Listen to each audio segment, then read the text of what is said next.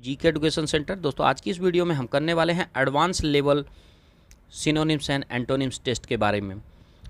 इस question set में 10 question रहेंगे और हमें बताना है दिए गए वर्ड सिनोनिम्स हैं या एंटोनिम्स हैं। पहला क्वेश्चन क्या कह रहा है, देखिए पहला क्वेश्चन कह रहा है सैचरनाइन एंड सैंग्विन आर। हमें बताना है saturnine and sanguine are whether synonyms और एंटोनिम्स।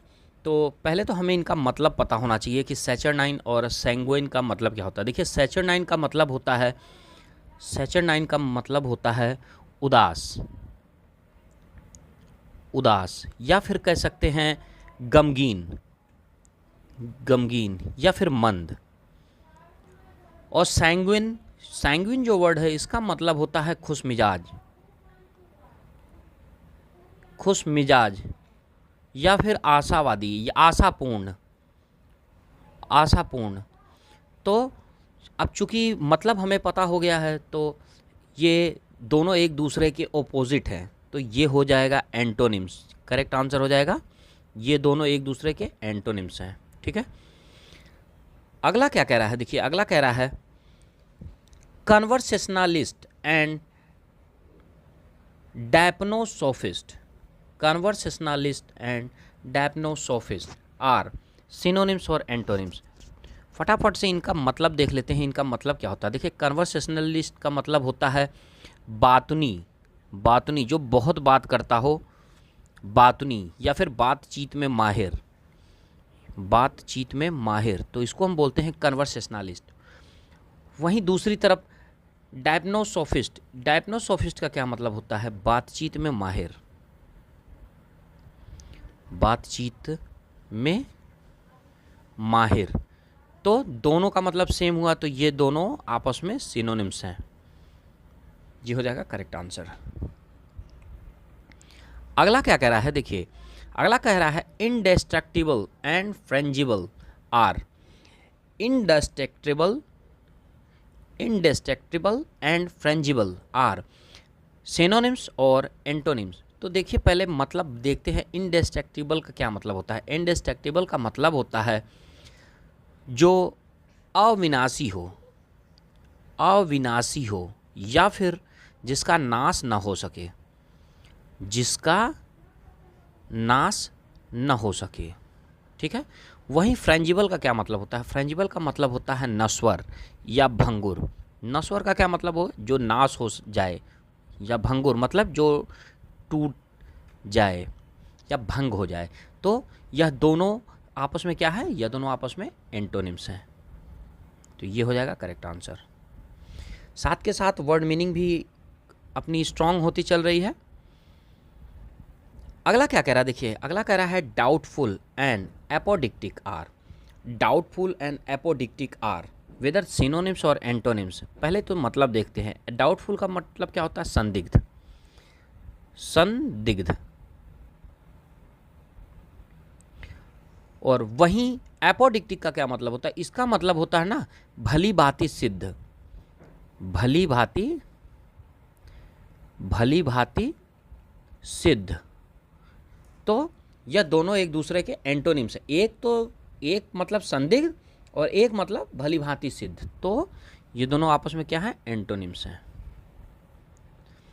अगला क्या कह रहा है, अगला कह रहा है to whisper and to fulminate are. Whisper और फल्मिनेट आपस में सिनोनिम्स हैं या एंटोनिम्स हैं। तो देखिए विस्पर का मतलब क्या होता है, विस्पर का मतलब होता है फुसफुसाना, कोई भी बात को धीरे धीरे कहना या फिर बहुत इतनी तेज़ी से ना कहना, तो फुसफुसाना इसका मतलब होता है विस्पर। वहीं फल्मिनेट का मतलब क्या होता है, फल्मिनेट का मतलब होता है ना तीव्र आलोचना करना या जोर से सब कुछ कहना,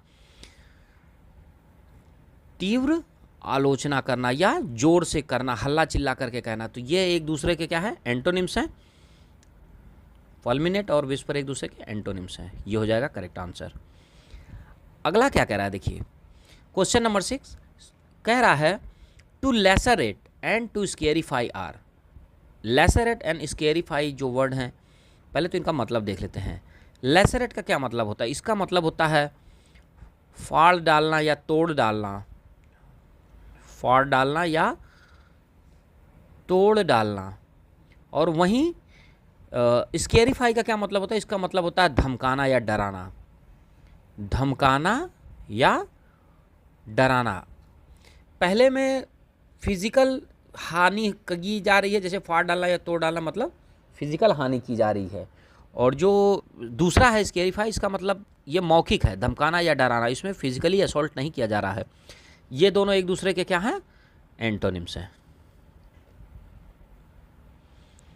अब अगला क्या कह रहा है? देखिए अगला कह रहा है quotidian and hebdomadal are, quotidian and hebdomadal are with synonyms और एंटोनिम्स। पहले तो मतलब देख लेते हैं। कोटिडियन का क्या मतलब होता है? इसका मतलब होने का मतलब होता है जो भी चीज़ प्रतिदिन हो, प्रतिदिन होने वाला, रेगुलर बेस, माने प्रतिदिन, हर दिन होने वाला, प्रतिदिन होने वाला। वहीं हेब्डोमेडल का क्या मतलब होता है? साप्ताहिक, जो सप्ताह में एक बार हो, साप्ताहिक ना। अब दोनों का मतलब अलग अलग है, तो ये दोनों एक दूसरे के एंटोनिम्स है। एक तो ये प्रतिदिन हो रहा है, एक सप्ताह में हो रहा है, तो ये एंटोनिम्स हो गए। अगला क्या कह रहा है? अगला कह रहा है टू डाइग्रेस एंड टू डाइवागेट।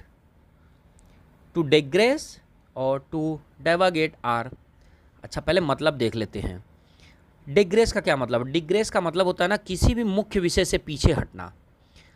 मुख्य विषय, जो भी मुख्य मुद्दा है, मुख्य विषय से पीछे हटना, मुख्य विषय से पीछे हटना या फिर मुद्दे से पीछे हटना।